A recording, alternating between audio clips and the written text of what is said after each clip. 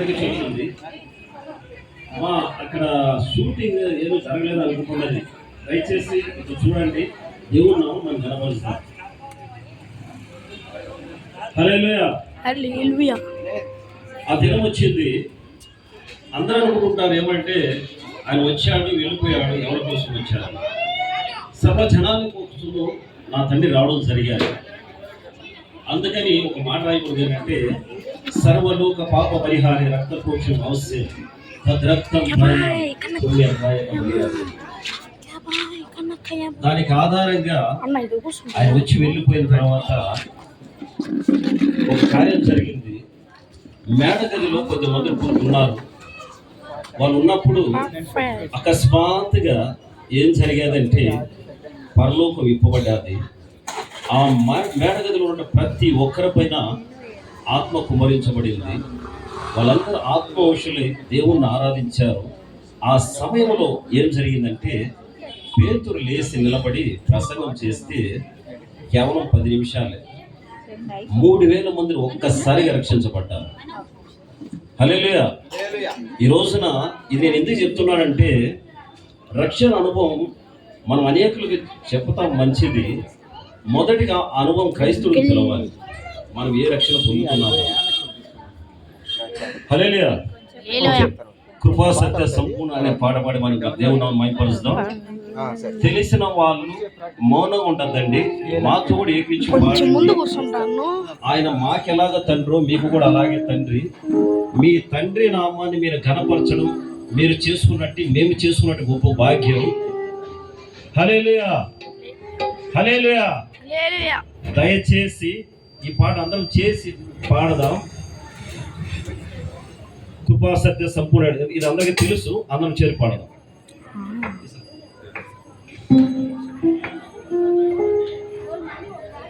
కృపా సత్య సంపూర్ణుడా సర్వలోకానికే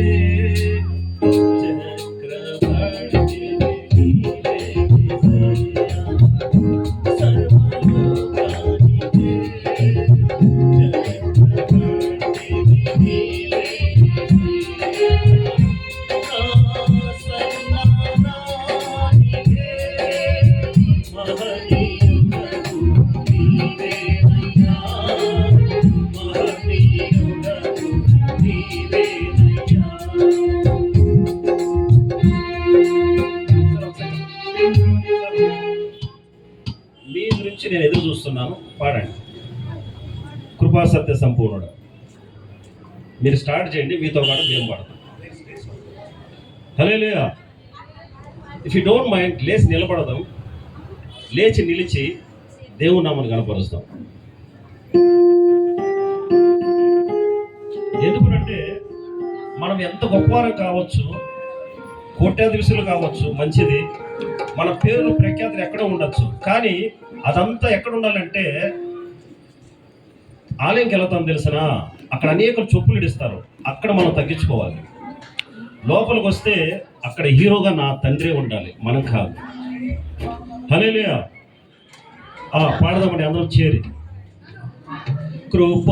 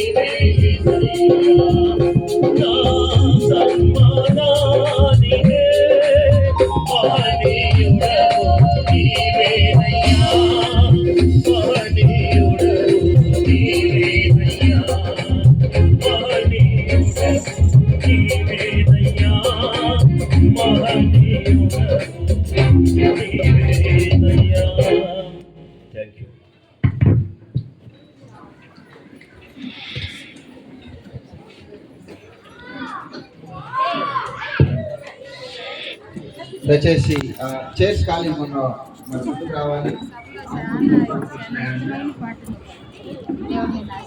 brother ఏనొక్క family వారికి తెలియజేస్తున్నాం. మధ్యలో సేవకులు పరిషత్ వేదికను అలంకరించున్నారు.